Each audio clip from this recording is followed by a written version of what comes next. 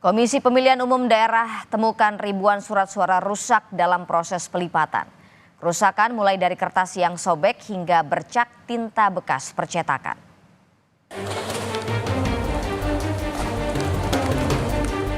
Surat suara yang rusak sering ditemukan hampir di semua KPU daerah dalam proses pelipatan surat suara.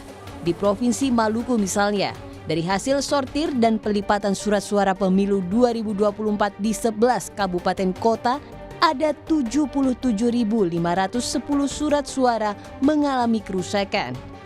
Jumlah kerusakan ini merupakan data sementara yang dicatat karena hingga kini KPUD masih dalam proses sortir dan pelipatan surat suara. Variatif, ada yang tersobek, ya. Di Kota Tua juga termasuk yang didapatkan itu tersobek, ya. Nah, tersobek ini bukan dilakukan oleh teman-teman atau masyarakat yang dilibatkan dalam proses penyortiran. Hal yang sama juga ditemukan oleh Komisi Pemilihan Umum KPU Kabupaten Banyumas, Jawa Tengah. Lebih dari 5.000 lembar surat suara ditemukan rusak pada saat proses sortir dan pelipatan surat suara. Kerusakan didominasi karena sobek dan tinta.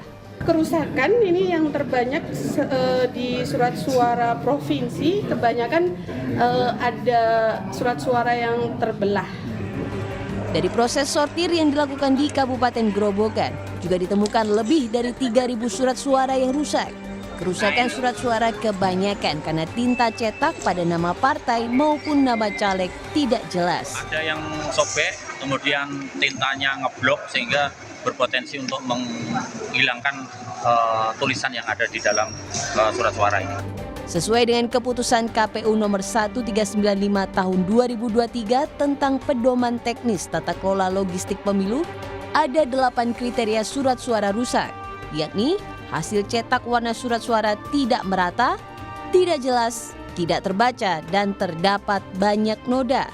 Selain itu, surat suara kusut atau mengkerut dan sobek, warna penanda surat suara tidak sesuai dengan jenis pemilu, nama dan logo partai politik tidak lengkap dan atau tidak jelas, serta logo KPU tidak jelas. Surat-surat yang rusak pun sudah dilaporkan ke KPU Pusat untuk segera dikirim ulang. Tentu dalam prosesnya melibatkan Bawaslu guna mengantisipasi kecurangan dalam proses penyortiran surat suara ini. Tim Liputan, Kompas TV.